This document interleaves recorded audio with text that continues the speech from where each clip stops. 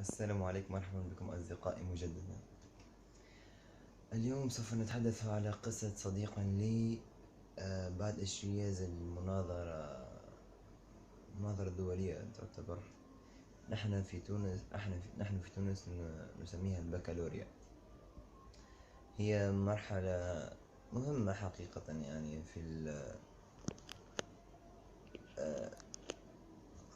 أو مهمة نسبيا في الحياة العملية. فهي شهادة. لا أدري، مثلا في الجزائر، أخواننا في الجزائر هي أيضا تسمى بكالوريا على حسب علمي.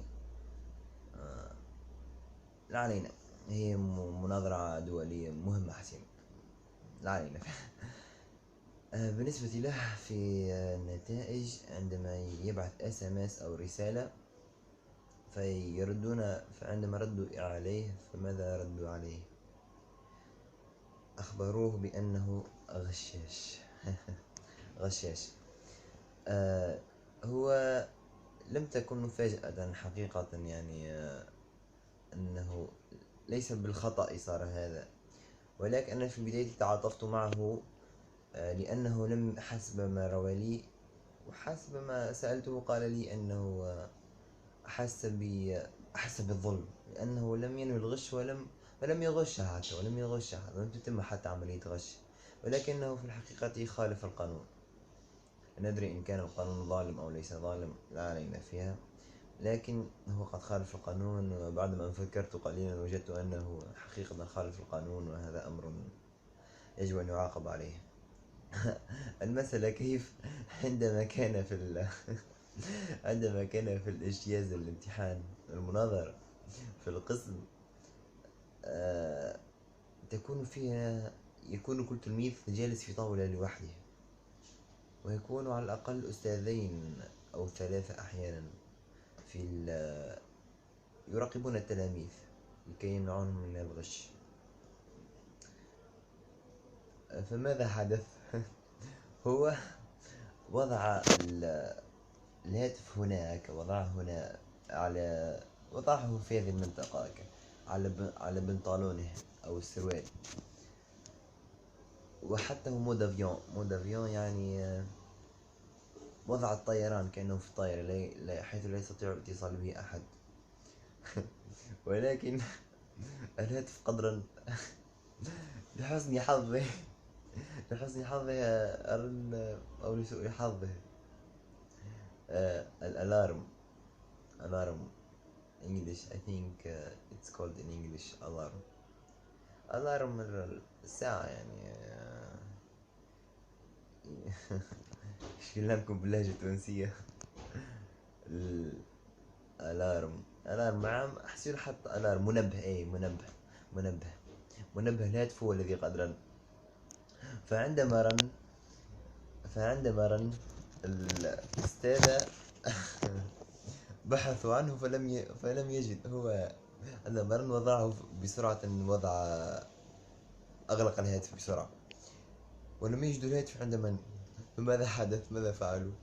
نادوا برجال الشرطة. أنا قلت لك مناظرة يعني مهمة جدا، تجد ضروري يجب أن يكون هناك يعني شرطة، يعني في المعهد. فنادوا برجال الشرطة. وهو جالس في الطاولة الأولى، فلم يتعبوا كثيرا ومسكوا به. ولكن في البداية الأستاذة قد سمحته، قد عفت عنه، يعني لأنه لم يغش هو في الحقيقة، فتعاطفت معه وسمحته. ولكن بعد مرور الوقت حدث الأمر المؤسف. قد أمسكت بشخص آخر يغش، ولكن هذا الشخص قد يعني أساء اللفظ والمعاملة معها، فاضطرت لمعاقبتهما الاثنين. فعاقبته، هكذا كانت حكايته. فهل أنتم ترونه، يعني هل ترونه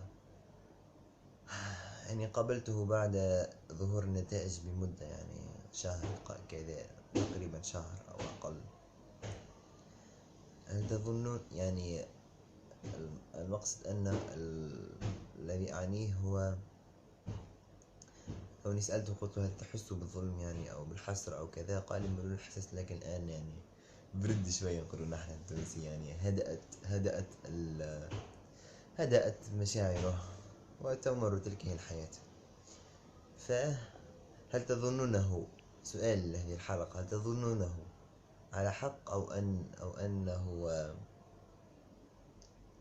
أو أنه لا يجدر به أن يعاقب، لأنه يمكن أن يعاقب لمدة 5 سنوات حيث لا يستطيع اجتياز المناظرة. وهاتف قد أخذ منه لمدة شهر أو نصف أو كذا. يبدو أنه شهر نصف منذ أنه عند المناظرة. هل تظنون أنه يجب أن يعاقب أو لا؟ أو إن كنتم أنتم يعني أصحاب القانون أو اللي بيدكم الكلمة أو وضع القانون، هل تعفون عنه أو لا؟ اتركوا إجابتكم في التعليق، ولا تنسوا الاشتراك بالقناة، وإلى حلقة أخرى اذكروا لنا. والسلام عليكم.